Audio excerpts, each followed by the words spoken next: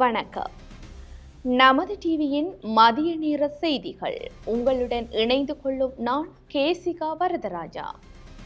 முதலில் தலைப்புச் செய்திகள்.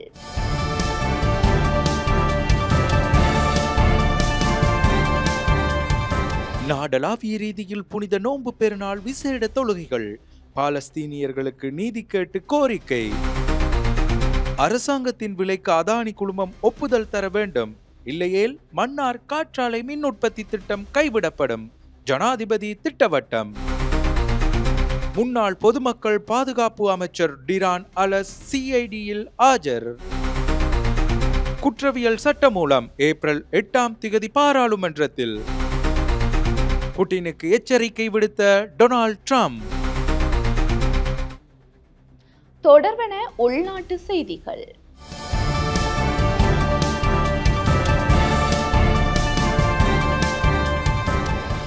ரமலான் நோன்பு பெருநாள் இன்று கொண்டாடப்படுகின்றது. இலங்கை வாழ் முஸ்லிம்கள் புனித ரமலான் பண்டிகையை இன்று கொண்டாடுகின்றனர். ஹிஜ்ரி 1446 ஷவ்வால் மாதத்தின் தலைப்பிறை நேற்று மாலை தென்பட்டுள்ளது. இதற்கமைய ஒரு மாத நோன்பு முடிவடைந்ததை தொடர்ந்து தலைப்பிறை தரிசனத்துடன் முஸ்லிம்கள் ஈதுல் ஃபித் புனித ரமலான் பண்டிகையை இன்று கொண்டாடுகின்றனர். இதேவேளை ரமலான் பண்டிகையை முன்னிட்டு நாடு முழுவதும் உள்ள முஸ்லிம் பாடசாலைகளுக்கு விடுமுறை வழங்க கல்வி அமைச்சு தீர்மானித்துள்ளது. இந்த விடுமுறை நாளுக்கான கல்வி நடவடிக்கைகள் மற்றொரு திகதியில் அறிவிக்கப்படும் என்றும் தெரிவிக்கப்பட்டுள்ளது. இஸ்லாத்தின் 5 கடமைகளில் ஒன்றான ரமலான் மாத நோன்பு உலக ஆசைகளிலிருந்து தூரமாகி அர்ப்பணிப்பு மற்றும் எளிமையுடனான முன்மாதிரி நடைமுறையை நிலைநிறுத்துவதன் முக்கியத்துவத்தை பிரதிபலிக்கின்றது. உலகெங்கிலும் பசியால் வாடும் மக்களுக்கு தான தர்மம் செய்யவும் உள்ளத்தை கட்டுப்படுத்தும் திறனை வளர்த்து கொள்ளவும் இந்த மாதம் ஒரு சிறந்த வாய்ப்பாக முஸ்லிம்கள் கருதுகின்றனர். இன்று நாடளாவிய ரீதியில் முஸ்லிம்கள் புனித நோன்பு பெருநாளை முன்னிட்டு பல்வேறு இடங்களிலும் தொழுகைகள் இடம்பெற்றன. இன்று நாடளாவிய ரீதியில் முஸ்லிம்கள் புனித நோன்பு பெருநாளை கொண்டாடுகின்றனர். கொழும்பு பெரிய பள்ளிவாசலில் இன்று காலை நோன்பு பெருநாள் விசேட தொழுகை இடம்பெற்றது.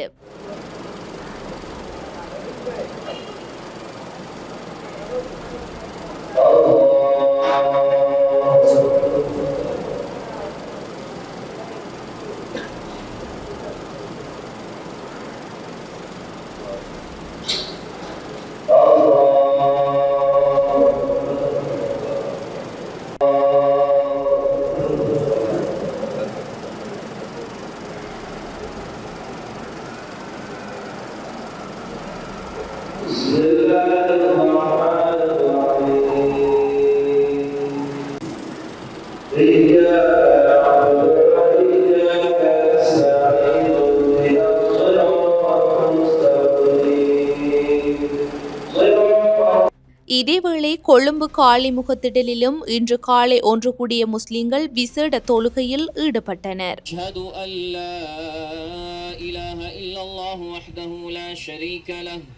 وأشهد أن سيدنا ومولانا محمدا عبده ورسوله. الله أكبر الله أكبر لا إله إلا الله والله أكبر.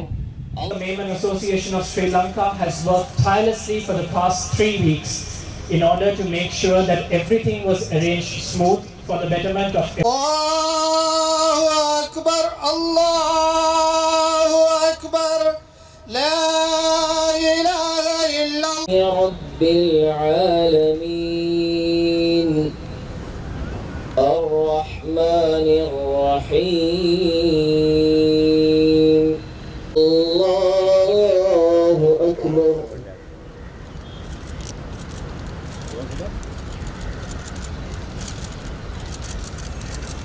யாழ்ப்பாணத்தில் நோன்பு பெருநாள் திடல் தொழுகை ஒஸ்மானியா கல்லூரி ஜின்னா மைதானத்தில் நடைபெற்றது.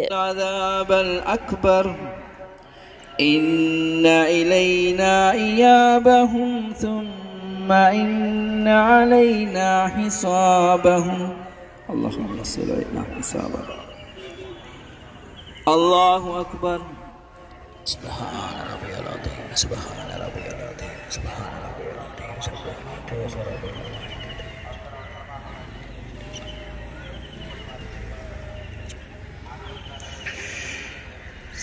الله لمن حمده ربنا ولك الحمد حمدا كثيرا.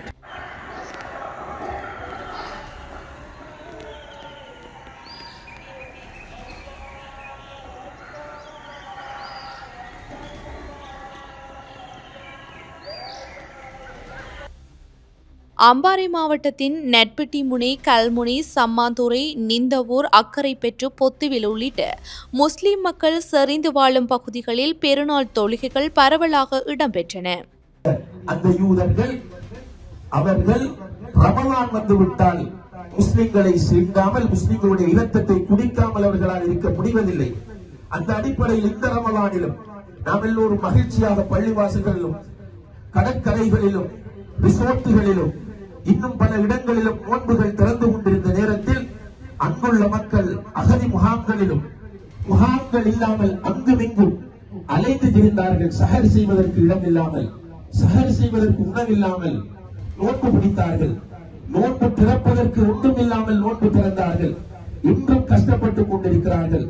அல்லாஹ் நாடினால் தான் இதற்கு ஒரு முடிவு வரும் என்கிற நிலை உருவாகி இருக்கிறது. சர்வதேசம் வெறுமனே அறிக்கைகளோடு நின்று கொள்கிறது. அவர்களுக்கு இடையில் உள்ள இந்த ஜியோ பாலிடிக்ஸ் என்று சொல்வார்கள். சர்வ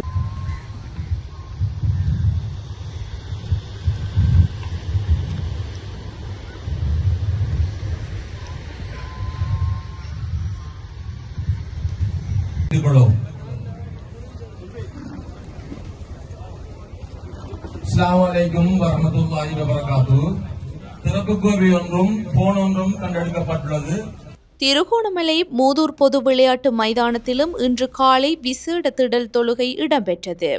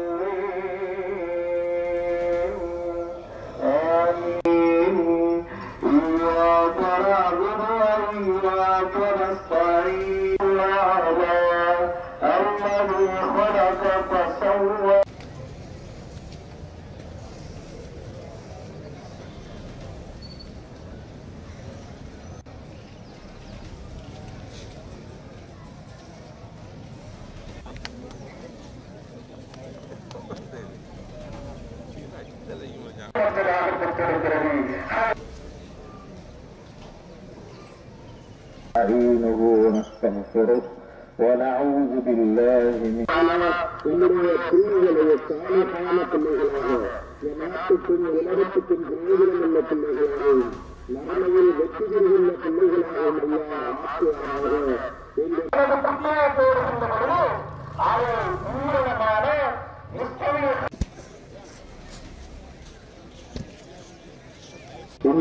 இந்த உரையிலே நமது பிள்ளைகளை நாங்கள் சரியாக பராமரிப்போம் என்ற தலைப்பில்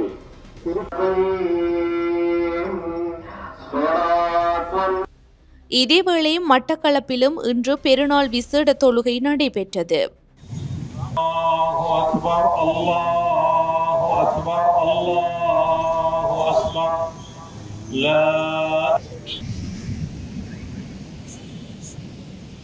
Allahu Akbar.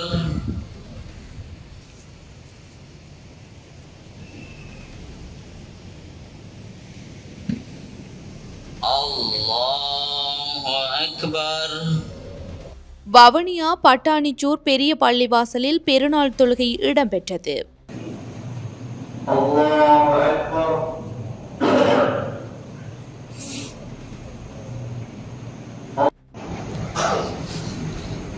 Allahu Akbar. Bismillahirrahmanirrahim. Allahu liman حمده الله أكبر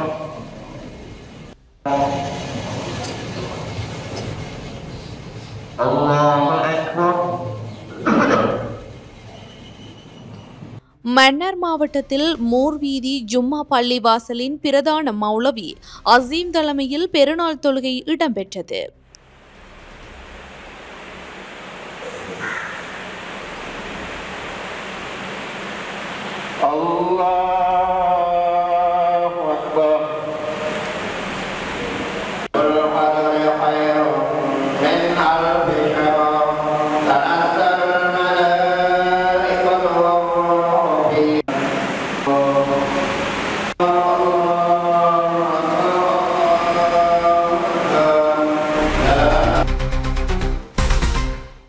Ramadan மாத நோன்பு உலக ஆசைகளில் இருந்து தூரமாகி அர்ப்பணிப்பு மற்றும் எளிமையான முன்மாதிரி நடைமுறையை நிலைநிறுத்துவதன் முக்கியத்துவத்தை பிரதிபலிப்பதாக ஜனாதிபதி அனுரகுமார திசாநாயக்க தெரிவித்துள்ளார். உலகெங்கிலும் உள்ள முஸ்லிம்களால் ஒரு மாத கால நோன்பு நோற்று தலைவரை பார்த்ததன் பின்னர் கொண்டாடப்படும் ஈதுல் ஃபிதர் பெருநாள் இஸ்லாமிய நாட்காட்டியில் மிக முக்கியமான சந்தர்ப்பமாகும் என ஜனாதிபதி அனுரகுமார திசாநாயக்க தெரிவித்துள்ளார். ரமலான் மாத நோன்பு பெருநாளை முன்னிட்டு அவர் விடுத்துள்ள வாழ்த்துச் செய்தியில் இவ்வாறு தெரிவித்துள்ளார்.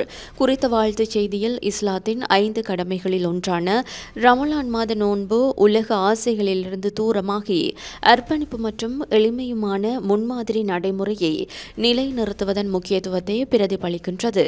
உலகெங்கிலும் பசியால் வாடும் மக்களுக்கு தான தர்மம் செய்யவும் உள்ளத்தை கட்டுப்படுத்தும் திறனை வளர்த்து கொள்ளவும் இந்த மாதம் ஒரு சிறந்த வாய்ப்பாக முஸ்லிம்கள் கருதுகின்றனர். சமூக பொருளாதார மற்றும் அரசியல் மாற்றங்களுடன் கூடிய முன்னேற்றகரமான இலங்கை தொடர்பில் இந்த நாட்டு மக்களின் அபிலாஷைகளை நனவாக்கி சுதந்திரம், சமத்துவம், ஒற்றுமை மற்றும் கண்ணியம் நிலவும் ஒரு சமூகத்தை கட்டியெழுப்ப நாம் எடுக்கும் முன்னெடுப்பில் இஸ்லாத்தின் இந்த போதனைகள் ஒரு சிறந்த எடுத்துக்காட்டாக அமையும் என நான் நம்புகின்றேன். அதேபோல் பொதுமக்களின் நிதி மற்றும் அரச சொத்துக்களை அளிக்கும் அநாகரிகமான அரசியல் கலாச்சாரத்திற்கு பதிலாக எளிமை மற்றும் அர்ப்பணிப்புடன் மக்களின் உணர்வுகளை உணரக்கூடிய ஒரு அரசியல் கலாச்சாரத்தையும் பிரஜைகள் சமூகத்தையும் நாட்டில் கட்டியெழுப்புவதற்கான நமது முயற்சிகளில் ரமலான் மாத செயற்பாடுகள் ஒரு சிறந்த முன்மாதிரியாக அமையும். மறுமலர்ச்சி யுகத்திற்கான எதிர்பார்ப்புகள் நிறைவேறும் சமாதானம், நல்லிணக்கம் நிறைந்த இனிய ஈதுல் ஃபிதர் பெருநாளுக்கு வாழ்த்துகின்றேன் என குறிப்பிட்டுள்ளார். முஸ்லிம் சகோதர சகோதரிகள் ஈதுல் ஃபித்ர் நோன்பு பெருநாளை கொண்டாடும் இவ்வேளையில் அமைதி, சுபீட்சம் மற்றும் ஆன்மீக ஈடேற்றத்திற்காக தனது மனமார்ந்த வாழ்த்துக்களை பிரதமர் ஹரணி அமரசூரிய தெரிவித்துள்ளார். இலங்கையிலும் உலகெங்கிலும் உள்ள முஸ்லிம் சகோதர சகோதரிகள் ஈதுல் ஃபித்ர் நோன்பு பெருநாளை கொண்டாடும் இவ்வேளையில் அமைதி, சுபீட்சம் மற்றும் ஆன்மீக ஈடேற்றத்திற்காக எனது மனமார்ந்த வாழ்த்துக்களை தெரிவித்துக் கொள்கிறேன் என பிரதமர் ஹரணி அமரசூரிய குறிப்பிட்டுள்ளார். நோன்பு பெருநாளை முன்னிட்டு அவர் விடுத்துள்ள வாழ்த்து செய்தியில் இவ்வாறு தெரிவித்துள்ளார். ஆழ்ந்த ஆன்மீக ஈடுபாடு, இறை வழிபாடுகள் மற்றும் சுய ஒழுக்கத்தினை அதிகரிக்கும் ரமலான் மாதம் இரக்கம், தாராள மனப்பான்மை மற்றும் ஒற்றுமை ஆகியவற்றின் பெருமானங்களை எமக்கு கற்பிக்கிறது. இந்த புனித மாதத்தில் எமது சகோதர முஸ்லிம் சமூகத்தினர் கடைபிடிக்கும் நோன்பு ஒரு வணக்க வழிபாடாக மட்டுமன்றி எமது ஆதரவற்ற சகோதர சமூகத்தினர் எதிர்கொள்ளும் போராட்டங்களை எமக்கு நினைவூட்டுகிறது. அது குடும்பம், நண்பர்கள் மற்றும் சமூகத்துடனான எமது பிணைப்பை வலுப்படுத்தும் அதே வேளையில் பொறுமை, பணிவு மற்றும் நன்றியுணர்வு ஆகியவற்றை வளர்த்துக் கொள்வதற்கான சந்தர்ப்பமாகும். கருணை, மன்னிப்பு மற்றும் நற்பணிகளில் ஈடுபடல் போன்ற மனிதநேய செயற்பாடுகளையும் அது உட்பொதித்துள்ளது. குறிப்பாக இக்கால பகுதியில் நிறைவேற்றப்படும் சகாத் மற்றும் சதகா ஆகிய நற்கருமங்கள் சமூகத்தில் தேவையுள்ளவர்களுடன் பகிர்ந்து கொள்வதன் முக்கியத்துவத்தை பிரதிபலிப்பதுடன் உண்மையான சுபீட்சம் என்பது அடுத்த மனிதர்கள் எழுந்து நிற்க உதவுவதாகும் என்பதை எமக்கு நினைவூட்டுகிறது. இவை உலகளாவிய பெருமானங்களாகும் என்பதுடன் முஸ்லிம்கள் மட்டுமன்றி அனைத்து சமூகங்களுடன் மிக ஆழமாக பிணைந்திருக்க வேண்டியவையாகும். நாம் வாழும் இலங்கை தேசம் பன்முகத்தன்மையினால் வளம் பெற்ற ஒரு தேசமாகும். பரஸ்பர மரியாதை மற்றும் ஒத்துழைப்பு மூலம் எமது எதிர்காலத்தை வலுப்படுத்த நாம் அனைவரும் ஒன்றிணைந்து செயற்பட வேண்டும்.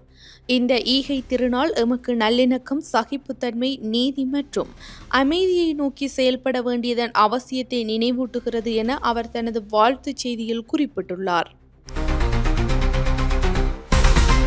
ரமலான் நோன்பு பெருநாள் தாராள மனப்பான்மை மற்றும் சமத்துவத்தின் மகத்தான செய்தியை உலகிற்கு கொண்டு வரும் மிக முக்கியமான பண்டிகையாகும் என எதிர்க்கட்சித் தலைவர் சஜித் பிரேமதாச தெரிவித்துள்ளார். ஒரு மாத காலமாக நோன்பு தோற்று ஈதுல் ஃபிதர் பெருநாளை கொண்டாடும் இவ்வேளையில் உலகம் முழுவதும் உள்ள மக்களுக்கும் மத, சமூக, கலாச்சார செய்தியை வழங்கும் ரமலான் பெருநாள் தினத்தை முன்னிட்டு அனைத்து இஸ்லாமிய சகோதரர்களுக்கு வாழ்த்து செய்தி அனுப்புவதை நான் பெரும் பாக்கியமாக கருதுகின்றேன் என எதிர்க்கட்சித் தலைவர் சஜித் பிரேமதாச நோன்பு பெருநாள் வாழ்த்து செய்தியில் குறிப்பிட்டுள்ளார். நோன்பு பெருநாளை முன்னிட்டு அவர் விடுத்துள்ள வாழ்த்துச் செய்தியில் இவ்வாறு தெரிவித்துள்ளார். இஸ்லாமியர்களின் மத நம்பிக்கையில் 12 மாதங்களில் 9வது மாதமாக கருதப்படும் ரமலான் மாதம் நன்மை தரும் மாதமாக அழைக்கப்படுகின்றது. இந்த மாதத்தில் ஒரு நாளைக்கு சுமார் 14 மணி நேரம் இறைவனுக்காக நோன்பு தோற்று அனைத்து துன்பங்களையும் தாங்கி தன்னை கட்டுப்படுத்தி சமூகத்திற்கு நலன் பயக்கும் உடல் மற்றும் மன ஆரோக்கியத்தை உருவாக்க தேவையான வழிகாட்டுதலை வழங்குகின்றது. மேலும் இது தாராள மனப்பான்மை மற்றும் சமத்துவத்தின் மகத்தான செய்தியை உலகிற்கு கொண்டு வரும் மிக முக்கியமான பெருநாள் பண்டிகையாகவும் குறிப்பிடலாம். ஒரு நாடாக நாம் மீண்டும் பல சவால்களை எதிர்கொண்டுள்ள நிலையில் இந்த நிலையிலிருந்து அனைவரும் ஒன்றிணைந்து மீள்வதற்கான வழிகாட்டுதலை ரமலான் பண்டிகையிலிருந்து முன்மாதிரியாக கொள்ளலாம். தன்னை பற்றி மட்டுமல்லாமல் மற்றவர்களையும் பற்றி சிந்தித்து செயல்படுவதன் மூலம் அனைவரையும் உள்ளடக்கிய சுபீட்சத்தை நோக்கி நாம் அனைவரும் ஒன்றிணைந்து செயற்பட வேண்டும். இது தற்போதைய வங்குரோத்து நிலையிலிருந்து நாட்டை மீட்டு மீண்டும் சுபீட்சத்தை நோக்கி பயணிக்க உதவியாக இருக்கும் என குறிப்பிட்டுள்ளார். வடக்கு மாகாண மக்களுக்கும் குறிப்பாக முஸ்லிம் சகோதர சகோதரிகளுக்கும் தனது மனமார்ந்த வாழ்த்துக்களை தெரிவிப்பதாக வடக்கு மாகாண ஆளுநர் நா. வேதநாயகன் தெரிவித்துள்ளார். புனித ரமலான் மாதத்தின் நிறைவை குறிக்கும் நோன்பு பெருநாளை உற்சாகத்துடன் கொண்டாடும் இந்நாளில் வடக்கு மாகாண மக்களுக்கும் குறிப்பாக இஸ்லாமிய சகோதர சகோதரிகளுக்கும் என் மனமார்ந்த வாழ்த்துக்களை தெரிவித்துக் கொள்கின்றேன் என வடக்கு மாகாண ஆளுநர் நா. வேதநாயகன் குறிப்பிட்டுள்ளார். நோன்பு பெருநாளை முன்னிட்டு அவர் விடுத்துள்ள வாழ்த்துச் செய்தியில் இவ்வாறு தெரிவித்துள்ளார். ரமலான் மாதம் முழுவதும் நீங்கள் கடைபிடித்த நோன்பும் பக்தியும் இரக்கமும் சமூக ஒற்றுமையையும் விளக்குகிறது. இத்தகைய நேரம் பகிர்ந்தளிக்கவும் ஒருவருக்கொருவர் ஆதரவளிக்கவும் சமூக ஒற்றுமையை வலுப்படுத்தவும் ஒரு அரிய சந்தர்ப்பமாக அமைகின்றது. நாம் அனைவரும் மகிழ்ச்சி, அமைதி, சகோதரத்துவம், மனிதாபிமானம் ஆகியவற்றை பேணி செலுத்தி ஒற்றுமையுடனும் நல்லிணக்கத்துடனும் வாழ வேண்டும். இந்த புனித நாளில் உங்கள் குடும்பங்களுக்கு துன்பங்கள் நீங்கி வாழ்வில் மகிழ்ச்சி, செழிப்பு, அமைதி நிலவி கண்டிட என் இருகரம் கூப்பி வாழ்த்துகின்றேன் என குறிப்பிட்டுள்ளார். அரசாங்கம் முன்மொழியப்பட்ட விலைக்கு அதானி குழுமம் ஒப்புக்கொள்ளாவிட்டால் மன்னார் காற்றாலை மின் உற்பத்தி ஒப்பந்தம் கைவிடப்படும் என ஜனாதிபதி அனுரகுமார திசாநாயக்க குறிப்பிட்டுள்ளார். மன்னார் காற்றாலை மின் உற்பத்தி நிலையத்திற்கான மின்சார கொள்முதல் ஒப்பந்தத்தை அரசாங்கம் முன்மொழியப்பட்ட விலைக்கு ஒப்புக்கொள்ளாவிட்டால் தனது அரசாங்கம் குறித்த ஒப்பந்தத்தை தொடராது என ஜனாதிபதி அனுரகுமார திசாநாயக்க தெரிவித்தார். தேசிய மக்கள் சக்தி தேர்தல் பேரணியில் உரையாற்றும் போதே அவர் இதனை கூறினார். முன்னாள் ஜனாதிபதி ரணில் விக்ரமசிங்க அதானி குழுமத்துடனான ஒப்பந்தத்தின் முக்கியத்துவத்தை வலியுறுத்தியதை தான் பார்த்ததாக கூறிய ஜனாதிபதி அவர்கள் அரசாங்கத்தின் நிபந்தனைக்கு ஒப்புக்கொள்ளாவிட்டால் ஒப்பந்தம் கைவிடப்படும் எனவும் குறிப்பிட்டார். முன்னாள் பொதுமக்கள் பாதுகாப்பு அமைச்சர் டிரான் அலஸ் குற்றப்புலனாய்வு திணைக்களத்தில் இன்று ஆஜராகியுள்ளார்.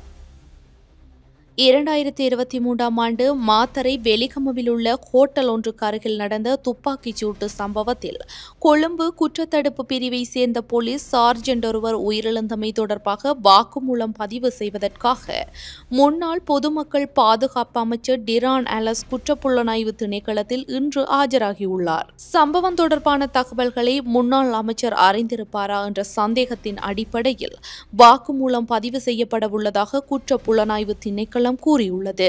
இந்த சம்பவம் தொடர்பாக போலீஸ் மா அதிபர் தேசப்பந்து தென்னக்கோன் தற்போது விளக்கமறியலில் வைக்கப்பட்டுள்ளமை குறிப்பிடத்தக்கது. குற்றவியல் சட்டம் மூலம் ஏப்ரல் 8ஆம் தேதி பாராளுமன்றத்தில் சமர்ப்பிக்கப்படும் என ஜனாதிபதி அனுரகுமார திசாநாயக்க அறிவித்துள்ளார். சட்டவிரோத வழிமுறைகள் மூலம் அரசாங்கம் ஈட்டிய சொத்துக்களை மீட்பதற்கான குற்றவியல் சட்டம் மூலம் ஏப்ரல் 8ஆம் தேதி பாராளுமன்றத்தில் சமர்ப்பிக்கப்படும் என ஜனாதிபதி அனுரகுமார திசாநாயக்க தெரிவித்தார். மாத்தறை வெளிப்பட்டி பகுதியில் நடைபெற்ற பொதுக்கூட்டத்தில் உரையாற்றிய போதே ஜனாதிபதி இதனை கூறினார். இதன்போது மோசடி செய்பவர்கள் மற்றும் ஊழல்வாதிகள் மீண்டும் நாட்டை ஆள அனுமதிக்கப்பட மாட்டார்கள் எனவும் ஜனாதிபதி வலியுறுத்தினார்.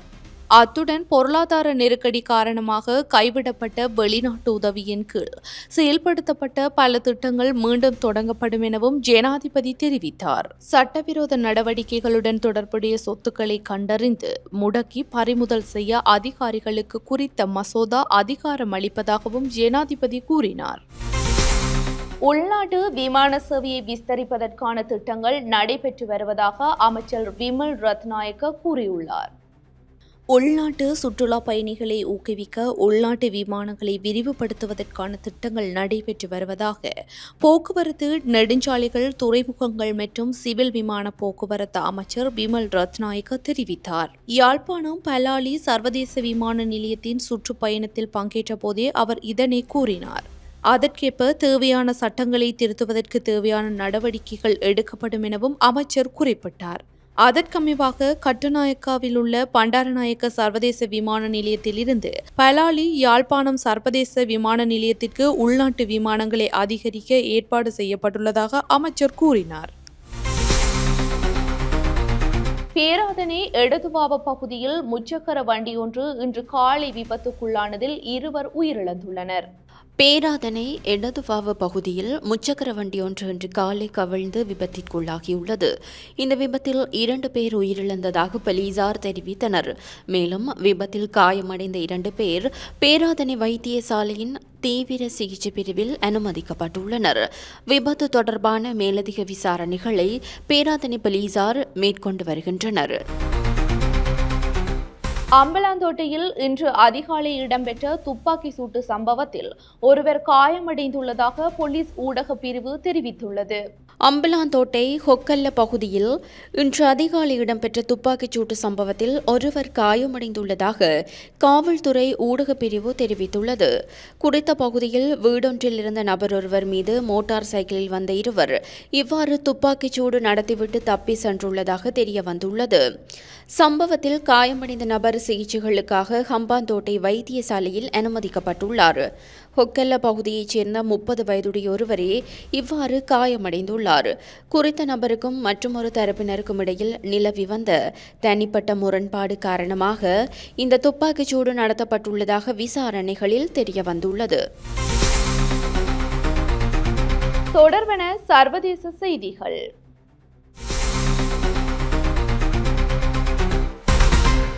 ஈரான் அணுசக்தி ஒப்பந்தத்துக்கு இணங்காவிட்டால் குண்டு வீசுவோம், கடுமையாக எச்சரித்த ஜனாதிபதி ட்ரம்ப். ஈரான் தனது அணுசக்தி திட்டம் தொடர்பாக வாஷிங்டனுடன் ஒரு உடன்பாட்டிற்கு வரவில்லை என்றால் குண்டுவீச்சு மற்றும் 2ஆம் நிலை வரிகளை விதிக்க நேரிடும் என அமெரிக்க ஜனாதிபதி டொனால்ட் ட்ரம்ப் ஈரானுக்கு எச்சரிக்கை விடுத்துள்ளார். கடந்த வாரம் வாஷிங்டனுடனான நேரடி பேச்சுவார்த்தைகளை ஈரான் நிராகரித்ததை அடுத்து இந்த எச்சரிக்கையை விடுத்துள்ளார். ரஷ்யா மற்றும் ஈரான் ஆகிய 2 நாடுகளின் பொருட்களையும் கொள்வனவு செய்பவர்களை பாதிக்கும் வகையில் 2ஆம் நிலை வரிகள் விதிக்க நேரிடும் என ட்ரம்ப் குறிப்பிட்டுள்ளார். இதேவேளை ரஷ்யா எண்ணெய் மீது 25% முதல் 50% வரை 2ஆம் நிலை வரிகளை விதிப்பதாக அச்சுறுத்தும் அறிக்கை ஒன்றினையும் அமெரிக்க ஜனாதிபதி டொனால்ட் ட்ரம்ப் வெளியிட்டுள்ளார். 1 மாதத்திற்குள் யுக்ரைன் போர் நிறுத்த ஒப்பந்தத்திற்கு ரஷ்ய ஜனாதிபதி விளாடிமிர் புட்டின் உடன்படவில்லை என்றால் ரஷ்ய எண்ணெய் மீது வரிகளை விதிப்பதாகவும் ட்ரம்ப் கூறியுள்ளார். இந்த விடயத்தில் ரஷ்ய ஜனாதிபதி விளாடிமிர் புட்டின் மீது டொனால்ட் ட்ரம்ப் தனது அதிருப்தியை வெளிப்படுத்தியுள்ளார். தொடர்பென விளையாட்டு செய்திகள்.